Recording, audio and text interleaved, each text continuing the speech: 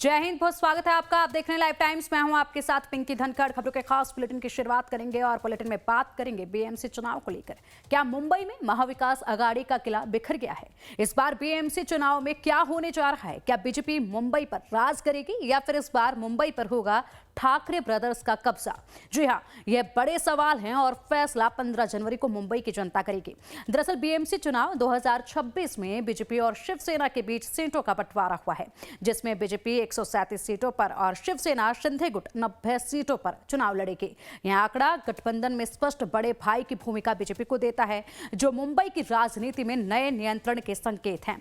BMC में कुल 227 सीटें हैं। चुनाव 15 जनवरी को होंगे और इस चुनाव में महायुति के घटक दल बीजेपी और एकनाथ शिंदे के नेतृत्व वाली शिवसेना के बीच सीटों का फॉर्मूला तय हो चुका है।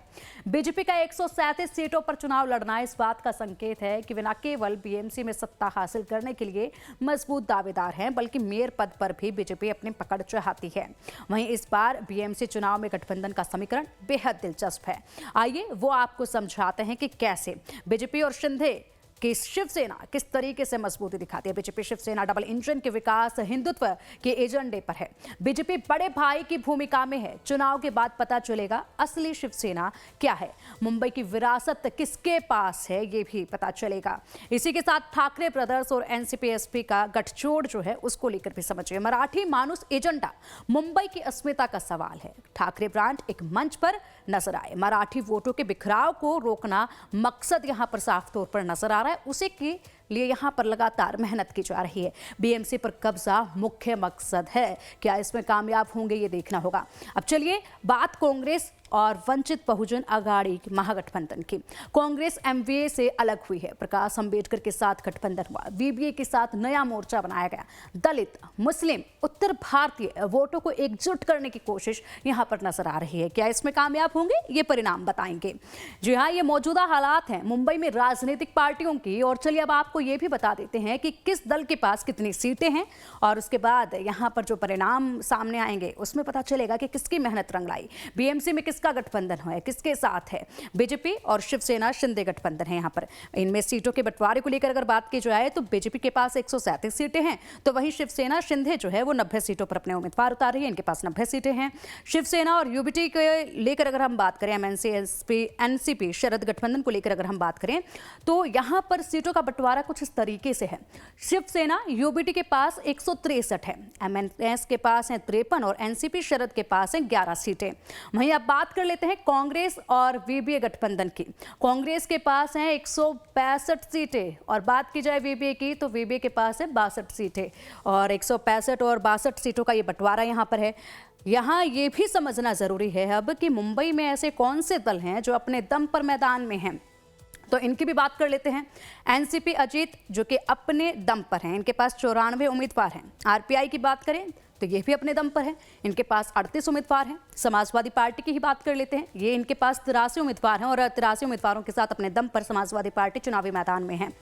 वहीं बात की जाए ओबीसी की पार्टी एआईएमआईएम की तो इनके पास 32 उम्मीदवार हैं और 32 उम्मीदवारों को ये उतार चुके हैं पूरे दमखम के साथ उन्हीं इलाकों में जहां पर इनको अपनी पकड़ मजबूत नजर आती है, यानी कि मुस्लिम बहुल इलाकों में। जी हाँ, देश के सबसे बड़े नगर निगम में लगभग सभी बड़े दल चुनावी मैदान में है। वहीं कौन किसके साथ है, कौन अलग है, ये भी समझना काफी जरूरी है। तो चलिए ये भी बताते हैं। मुंबई शिवसेना शिंदे बीजेपी एनसीपी अजीत, अहल्या नगर बीजेपी और एनसीपी, अजीत शिवसेना शिंदे, नासिक शिवसेना शिंदे एनसीपी, वहीं अजीत बीजेपी, धुले शिवसेना शिंदे एनसीपी अजीत बीजेपी और ठाणे शिवसेना शिंदे बीजेपी एनसीपी अजीत। तो यहाँ पर जिस तरीके से रस्साकसी पहले देखी गई उसके बाद ये तस्वीर तो कहीं ना कहीं साफ हो गई है, लेकिन बहुत से लोग हैं जिनको यहाँ पर पर्चे नहीं भरने दिया गया और चुनावी मैदान में नहीं उतारा। उनकी नाराजगी भी इनके अंदर है, जो खतरा इस वक्त मंडरा रहा है इन पर। ये वो समीकरण है जिनके आधार पर बीएमसी के चुनाव में राजनीतिक दल अपना भाग्य आजमा रहे हैं। वहीं देखने वाली बात यह भी है कि इस बार के बीएमसी चुनाव में सीधा मुकाबला किसके बीच में है। तो बीएमसी की 227 सीटों पर 15 जनवरी को वोटिंग होगी। बीजेपी शिवसेना और ठाकरे ब्रदर्स के बीच सीधा मुकाबला जो है वो माना जा रहा है। कांटे की टक्कर इनके बीच में मानी जा रही है। हर कोई अपने अपने बलबूते यहाँ पर ताल ठोक रहा है जीत की और लोगों को रिझाने की, वोटर्स को रिझाने की जी तोड़ कोशिश की जा रही है। बेशक मुकाबला बीजेपी, शिवसेना गठबंधन और ठाकरे ब्रदर्स के बीच है, वहीं मैदान में कांग्रेस भी है, लेकिन देखना दिलचस्प होगा कि इस बार के बीएमसी चुनाव में जीत का सेहरा किसके सिर पर बंधता है। वहीं चलिए अब आपको साल 2017 के बीएमसी का समीकरण भी समझाते हैं। क्या पता यहां पर ये जो समीकरण है ये देखने के बाद कुछ तस्वीरें और साफ हो जाएं। शिवसेना 84 सीटों पर, बीजेपी 82 सीटों पर, कांग्रेस 31 सीटों पर, एनसीपी 9 सीटों पर और एमएनएस 7 सीटों पर। ये समीकरण थे पिछली बार 2027 के, माफ कीजिएगा 2027 के चुनाव के दौरान। 2017 में शिवसेना और बीजेपी तकरीबन बराबरी पर थी, महज 2 सीटों का अंतर दोनों दलों के बीच था। वहीं कांग्रेस 31 सीटों पर विजयी रही थी और एनसीपी के खाते में 9 सीटें गई थी। एमएनएस 7 सीटों के साथ बीएमसी में थी, लेकिन इस बार समीकरण पूरी तरह से बदले हुए हैं। सीट बंटवारा और सत्ता का समीकरण साधने के लिए बीजेपी शिवसेना सिंधे गुट गठबंधन बनाकर चुनावी मैदान में है। वहीं ठाकरे ब्रदर्स बीजेपी शिवसेना सिंधे गुट को जबरदस्त टक्कर देती नजर आ रही है।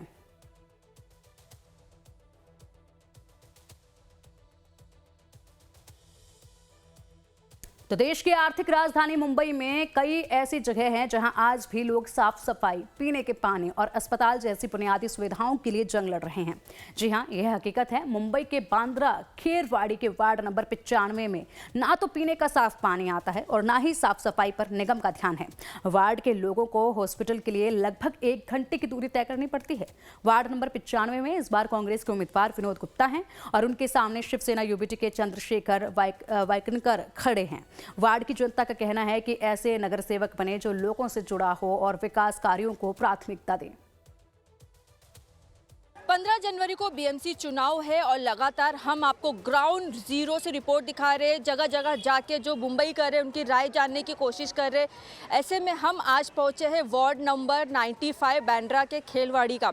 हम यहाँ से जो जनता है उनसे राय जानने की कोशिश करेंगे कि आखिर इस साल बीएमसी चुनाव में वो किस पार्टी का उम्मीदवार चाहती है और इस एरिया में कौन सी ऐसी दिक्कत है जो वो चाहते हैं कि नगर सेवक जो चुन के हैं उनकी सारी दिक्कतों को दूर करें। क्या क्या परेशानी है? ये गवर्नमेंट है ना, गवर्नमेंट बेकार, बीएमसी बेकार, पुलिस डिपार्टमेंट सब फेल। जो बीएमसी चुनाव 15 तारीख को है, तो कौन सी पार्टी का नगर सेवक आप चाहते हो कि इस वार्ड में जीत के आए? मैं उद्धव ठाकरे का है, हरे भाई शास्त्री। उन्होंने बुलाया मुझे, मैंने सब समझाया, बोला हम आपकी मदद करेंगे। आप देखो क्या करते हैं। बाकी बीजेपी फेल, कांग्रेस फेल, सब जितने आए सब फेल आप तक के। सब खाली बस वोट लेते हैं भागते हैं, वोट लेते भागते हैं। जानना चाहूंगी नाम भी ले लो कि इस वार्ड में जो लोग सबसे बड़ी समस्या देख रहे हैं, जैसे इन्होंने बताया रीडेवलपमेंट की है, और क्या क्या समस्या यहाँ पे ये समस्या है क्या, यहाँ पे सब बिल्डिंग झोपड़पट्टी के पीछे बड़े सब नेता लोग एसआर में चक्कर अपना गोलमाल करने चक्कर में, और हमारी ज़मीनें प्राइवेट है, कलेक्टर की लीज की ज़मीन दी हुई है हमारी। तो हम लोग चाहते हैं हमें हमारा डेवलपमेंट हो, प्राइवेट डेवलपमेंट हो, एसआर में ना हो। बिल्कुल लोगों के यहाँ पे जैसे कि आप सुना सबसे बड़ी समस्या है रीडेवलपमेंट की, और कई सालों से ये लोग जो है केस भी लड़ रहे हैं। तो इस बार इनकी कहीं ना कहीं उम्मीद है कि जो नगर सेवक आए, सरकार जो है वो कहीं ना कहीं इनकी मदद करे। आप बताइए यहाँ पे सबसे बड़ी समस्या क्या है? यहाँ पे मैं देख रही हूँ कि गंदगी भी बहुत ज़्यादा देखी जा रही है। नहीं देखो, गंदगी तो इतना नहीं है, बस हमारा प्रॉब्लम यही है, हम केस जीतने के बावजूद भी हाई कोर्ट से हमने केस जीत लिए पर हमको स्टे लगाएगा। मैं कभी एमएलए के पास भी गए थे ये सब मदद? हम लोग गए नहीं, राजनीतिक में हम लोग अभी तक उतरे ही नहीं, हम लोग कभी गए भी नहीं। पना गया यहाँ। कितना बदलाव आया तब में और अपने इस एरिया में? अपने एरिया में अभी तो बदलाव उतना नहीं आया है, पहले तो बहुत कुछ ठीक था, अभी तो बहुत ही खराब हो गया है एरिया। आपको लगता है कि बहुत सारे बदलाव की ज़रूरत है, जैसे साफ सफाई, पानी की दिक्कत? बहुत पानी की बहुत दिक्कत है, साफ सफाई की बहुत दिक्कत है, हॉस्पिटल की दिक्कत बहुत है। हॉस्पिटल की यहाँ पे भी दिक्कत है? आसपास जल्दी नज़दीक हॉस्पिटल नहीं है? नहीं है, दूसरे वार्ड में है, यहाँ नहीं है। डेवलपमेंट हो रहा है जब से पानी बहुत कटौती हो रही है यहाँ पे। और अच्छा आता भी पानी तो कितने समय तक मिलता है पानी लोगों को? मिलता क्या 8:30 9 बजे तक पानी मिलता है, बस 8:30 4:30 5 बजे 5:30 बजे चालू करते हैं, 8 8:30 9 खराब गंदगी निकलता, पूरा गंदगी, आधा घंटा कम से कम वेस्टेज पानी जाता है।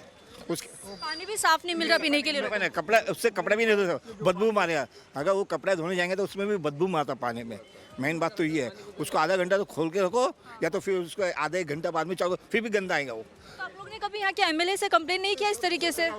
जाके आए मैडम, सबके पास जाएगा। बीएमसी हम लोग लेके भी गए, बीएमसी में बोतल में भर के भी लेके गए। अच्छा देखेंगे ऐसा इतना आश्वासन देता, बाकी कुछ नहीं। इस वार्ड में पानी से लेके हॉस्पिटल से लेके हर एक चीज की समस्या है। हाँ, देखो हॉस्पिटल हमारा है ना, इधर में देसाई है, इधर बाबा है, हम बीच में है जनरल हॉस्पिटल, ऐसी बात नहीं है, पर छोटा है। छोटा है, लेकिन वही जो शिंदे साहब का दवाखाना खुला, एक शाम वाला और एक म्यूनसिपाल्टी का है। शिंदे का शाम को खुलता है 4 से 5 बजे तक, रात को 8 साढ़े 9 बजे तक रहता है, बाकी म्यूनसिपाल्टी का चलता है। अरे 2 वार्ड अपना ये मंदिर के पीछे खेरवाड़ी में हॉस्पिटल है छोटा मोटा, उसमें वहाँ पे जाते हैं वहाँ पे, और बाकी कोई बड़ा रहेगा, कोई वीएनडी से जाता है, कोई बाबा जाता है, नहीं तो कोई केम, कोई मतलब दूर है इमरजेंसी के हिसाब से। दूर है। अरे भाई खाली ये एक आपका डिलीवरी वार्ड है। 4 वार्ड में एक हॉस्पिटल है, वो भी पूरा, कोई किसी को बुखार हो गया, किसी को क्या हो गया, अपेंडिक्स हो गया, कोई इलाज नहीं है।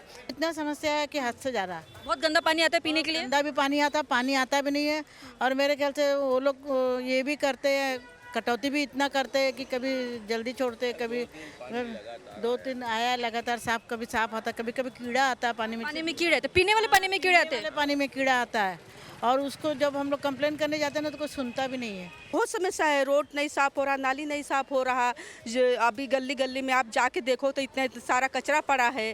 तो ऐसा उम्मीदवार चाहिए कि हमारा सब काम करे, पानी का जो है समस्या वो सही करे, नाला साफ करे, नाली साफ करे, और जो लोगों को समस्या है वो भी देखे, वो भी उनका सुने समस्या। बिल्कुल, जैसे कि आपने सुना, ये बांद्रा ईस्ट है, खेरवाड़ी वार्ड नंबर 95।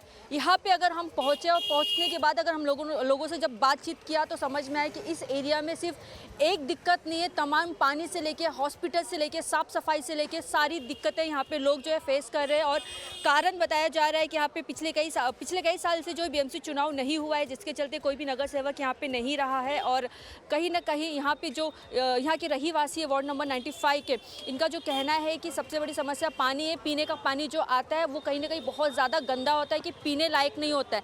जब अगर एक बीएमसी में कंप्लेंट करने जाते हैं तो कोई सुनने वाला नहीं होता है, क्योंकि उनके पास नगर सेवक ही नहीं था पिछले कई साल से। इस बार चुनाव होना है और ऐसे में इनकी उम्मीद है कि हमें ऐसा उम्मीदवार चाहिए जो ज़मीनी स्तर से जुड़ा हो और लोगों की जो समस्या है हॉस्पिटल और साफ़ पानी चाहिए, इसे कहीं ना कहीं दूर करे। लेकिन फिलहाल अब तो ये वक्त बताएगा, जब 15 तारीख को चुनाव आएगा और उसके नतीजे जो है 16 तारीख को आएंगे, तो ऐसे में कौन सा नगर सेवक यहाँ पे चुन के आता है, लोगों की जो यहाँ पे समस्या है वो उसे दूर करेगा। कैमरामैन जितेश के साथ Sarita Sharma, live time news, Mumbai. Shiv Sena, UPT, MNS, NCP गठबंधन ने अपना घोषणा पत्र जारी कर दिया है। आइए हम आपको मैनिफेस्टो की खास बातें बताते हैं। यहाँ पर घरेलू उपभोक्ताओं को 100 यूनिट तक मुफ्त बिजली दी जाएगी और साथ ही साथ बेस्ट में बस टिकट के किराए भी घटाने का वादा किया गया है। इस मैनिफेस्टो में 5 साल में 1 लाख मुंबईकरों को सस्ते घर देने का भी वादा किया है। मुंबई में 5 नए मेडिकल कॉलेज बनाने के लिए कहा गया है, स्थापित करने का वादा किया गया है। घरेलू कामगार महिलाओं को 1500 रुपये प्रति माह देने का भी वादा यहाँ पर इस घोषणा पत्र में किया गया है। मेहनतकश मुंबईकरों को 10 रुपये में भोजन का वादा भी किया गया है। सभी माध्यमों के स्कूलों में बोल तो मराठी पहल लागू होगी, ये भी अपनी मैनिफेस्टो में यहाँ पर डाला गया है। अब देखिए किस तरीके से घोषणाएं जो है वो की जा रही है। सभी माध्यमों के स्कूलों में बोल तो मराठी पहल लागू होगी, ये कहा गया है। 700 वर्ग फुट तक के घरों पर प्रॉपर्टी टैक्स माफ करने का भी वादा किया गया है। तो ये तमाम जो वादे हैं वो किए गए हैं इस मैनिफेस्टो में। और इसी के साथ यहाँ पर ये देखना है कि ये महज चुनावी वादे हैं या फिर धरातल पर इनको जनता कितना सच मानती है।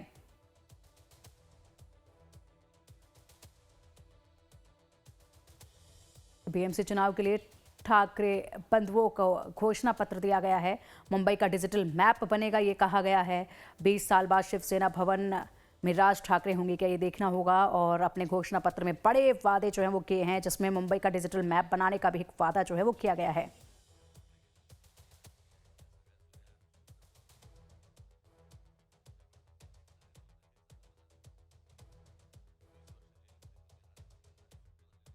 तो मुंबई बीएमसी पर किसका होगा राज, किस पार्टी का होगा मेयर, इस पर से पर्दा 16 जनवरी के बाद उठेगा। लाइव टाइम्स की टीम लगातार ग्राउंड जीरो से वार्ड नंबर 79 के लोगों के दिल में क्या है आपको दिखा रहा है। यहाँ पीने के पानी की समस्या आम बात है, ट्रैफिक और साथ ही साथ साफ सफाई पर ज्यादा काम नहीं हुआ है। यहाँ मुकाबला कांग्रेस और यूबीटी और एकनाथ शिंदे की शिवसेना के बीच में है।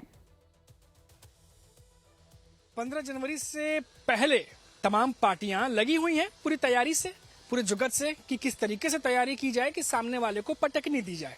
लेकिन सबके बीच में, जिसमें सबके हाथ में सब कुछ होता है, जनता के पास हम लगातार जा रहे हैं, उनसे बातचीत कर रहे हैं, उनके क्या मुद्दे हैं, क्या सुलझे क्या अनसुलझे, उस पर बात कर रहे हैं। और साथ ही साथ अब जो जीत करके आएगा उससे क्या उम्मीदें हैं, उस पर भी लगातार सवाल पूछ रहे हैं।